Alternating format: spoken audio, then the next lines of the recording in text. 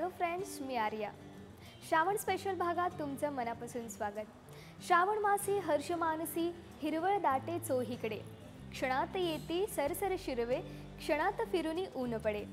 श्रावण महिना म्हणजे चातुर्मासातील एक श्रेष्ठ आणि पवित्र महिना मानला जातो आणि ह्याच दिवशी उपवास व्रतवैकल्ये केली जातात. आणि खास श्रावण महिन्याचं औचित्य साधून आम्ही तुमच्यापर्यंत खास उपवासाचे पदार्थ घेऊन आलोय. म्हणजेच राजश्री मराठीतर्फे तुम्हाला घर बसल्या हे उपवासाचे पदार्थ पाहायला मिळणार आहेत आणि ऑफकोर्स तुम्ही ते घरी बनवू शकता आणि चाखू शकता. हॉटेल ग्रँड सरोवर प्रीमियरचे शेफ आता माझ्याबरोबर आहेत. जावेदजी, खूप खूप स्वागत आहे तुमचं राजश्री मराठीमध्ये. नमस्कार. काय आज आमच्या प्रेक्षकांना उपवासाचे काय पदार्थ तुम्ही बनवून दाखवणार आहात? उपवासासाठी आपल्याकडे भरपूर अशा आम्ही रेसिपी केलेल्या आहेत ग्रँड सरोवरमध्ये. आणि आज आम्ही एक खास रेसिपी घेऊन येतोय. सुंदर अशी रेसिपी आहे, चटपटी आहे. ओके. आणि त्याच्यामध्ये आपण स्वीट पोटॅटो म्हणजे रताळे आपण यूज करणार आहोत.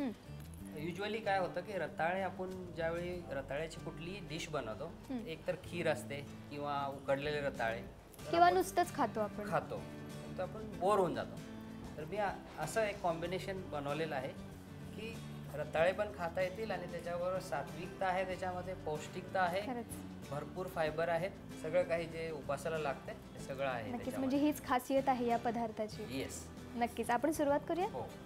काय काय साहित्य लागेल त्यासाठी? आपल्याला आपण बाजारात नेहमी पाहतोच की आपल्याकडचे रताळे, हे रताळे आपण घ्यायचे आहेत. 1 ते 2 घ्यायचे. 1 ते 2 रताळे घ्यायचे. ओके. रताळे आपण आता शिजवायचे आहेत आपल्याला. मी इकडे काय केलेलं आहे की रताळ्यासाठी एक रेसिपी आपण हे केलं आहे की रोस्ट करायचे रताळे. रोस्ट करायचे. अच्छा. अगर याच्या व्यतिरिक्त जर आपल्याला घरी करायचं असेल तर आपण उकडून घेऊ शकतो. बरोबर. नाहीतर आपण डायरेक्ट तव्यावर ठेवून त्याला झाकण टाकून शिजवू शकतो. बरोबर. तर आपण हे रताळे घेणार आहोत. रताळे मी आता बार्बेक्यू लावलेला आहे बाजूमध्ये. अच्छा. त्या बार्बेक्यू मध्ये आपण असे हे रताळे ॲल्युमिनियम फॉईल हल्ली बाजारात सगळ्यांच्याकडे आहे, उपलब्ध आहे, तसं बनवलेलं आहे. तर हे रताळे आपले तयार आहेत. आपण त्याला रोस्ट करायचे. आपली इकडे शेगडी आहे, शेगडीमध्ये आपण डायरेक्ट असे टाकून द्यायचे. तर काय होतं, रताळे ज्यावेळी आपण डायरेक्ट शेगडीमध्ये टाकलेले आहेत, ॲल्युमिनियम फॉईल आहे, जळण्याचा प्रश्न नाही, आत उकडून घेतले जाते. ओके. आणि तो एक खमंग स्वाद जो आहे, बरोबर, जे रोस्ट म्हणतात. रोस्ट. ठीक आहे. नक्की. तर आपले रताळे होत आहेत. तरी आपण हे साधारण किती मिनिटं ठेवायचं? हे साधारण आपल्याला 20 ते 25 मिनिट ठेवायचे. ते रताळे शिजून जातात. ओके. बरं. आता आपले रताळे शिजलेले आहेत. ओके. आपण याला काढून घेऊ विस्तवातून. थोडं सेफ्टी असायला हवी, कारण आपण विस्तवाशी अगदी जवळच आहोत. अरे आता हे भाजलेले रताळे आहेत. ओके. आता आपण याला ओपन करणार आहोत. त्याची जी साल आहे ती काढून घेणार आहोत. ओके. साल काढल्यानंतर आपल्याला हे रताळे असे दिसते. अच्छा. ओके. तर आपण आता रताळ्याचं काय करायचं पुढे हे दाखवतो तुला. एक बाउल घ्यायचा आहे आणि त्या बाउलमध्ये हे रताळे आपण कुस्करून घ्यायचे. बर. म्हणजे असे हाताने, अगदी हाताने ते कुस्करायचे. ओके. हे चांगले अगदी कुस्करून घ्यायचे. किंवा ग्रेटर मध्ये सुद्धा आपण ग्रेट करून घेऊ शकतो.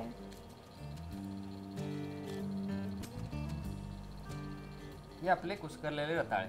बरं. आपण कुस्करल्यानंतर ओके, ते असे होतात. बरं.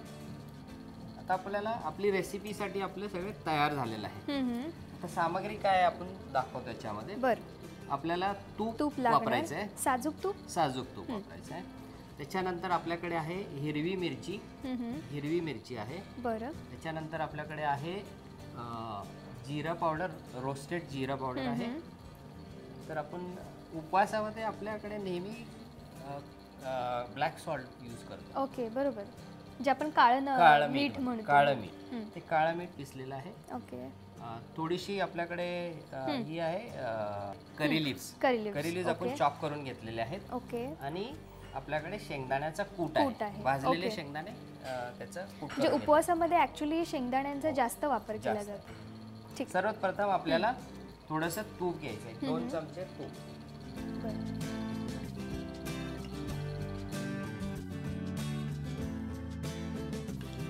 अगदीच काही जणांना तूप खायचं नसेल तर अगदी अर्धा चमचा किंवा 1 चमचा टाकू शकतो. टाकू शकतो.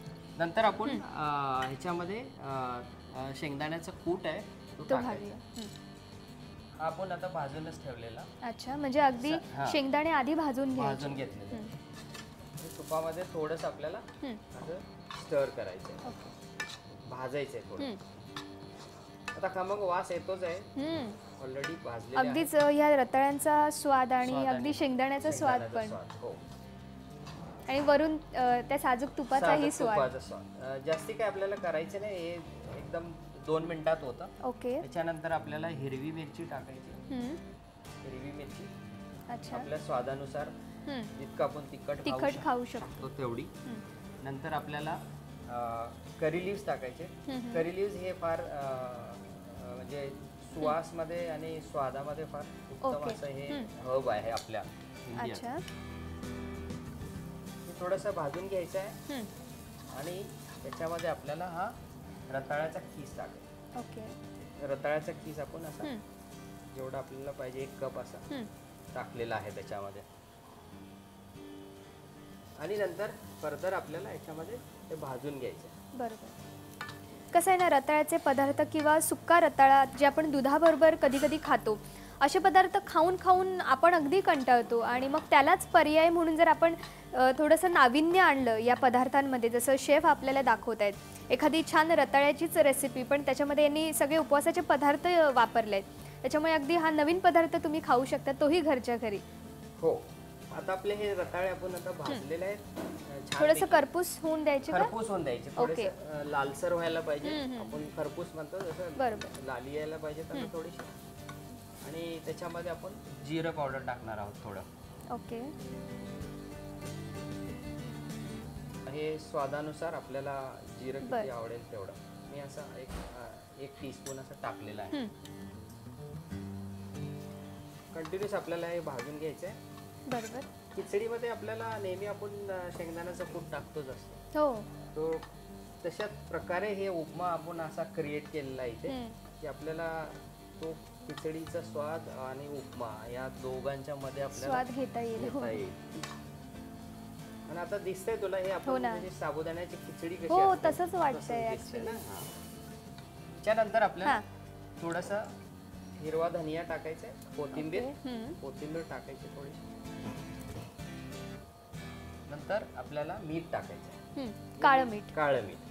हे उपवासासाठी फार रेग्युलरली यूज केलं जातं, आपल्या इकडे वापरतात महाराष्ट्रात. झालं आपलं आता उपमा जवळजवळ तयार झालेला आहे. शेफ, आणखीन काय आयडिया तुम्ही सांगाल आमच्या प्रेक्षकांना? प्रेक्षकांना हे सांगू शकतो की आपण नेहमी जे पदार्थ घरी बनवतो, आपण नेहमी एका साच्यात विचार करतो. आपण विचार करतो की हे याच्या बरोबरच जाईल, हे याच्या बरोबरच जाईल, कारण त्यांना माहितीच नसतं. तर माझी गृहिणींना अशी एक सल्ला आहे की नेहमी उलट करून बघा, तर काहीतरी निघेल. बरोबर, काहीतरी वेगळा पदार्थ तयार होईल. तरी आपलं झालेलं आहे. आपण आता ह्याला बंद करतो. आता आपण हा उपमा आपला तयार झालेला आहे. रताळ्याचा उपमा आपण छानपैकी बनवलेला आहे. खरपूस वास येतो याला आणि खायला सुद्धा एकदम खमंग लागेल.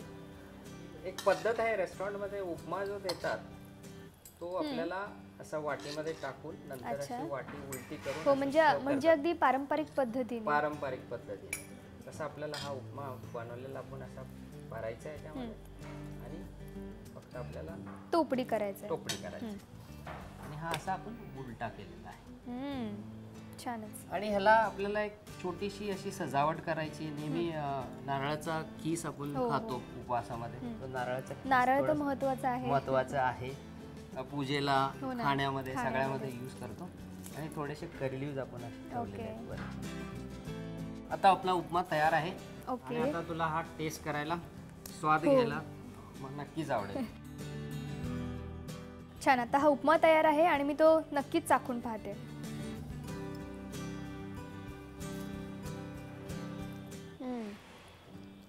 वाव, छानच झालं शेफ.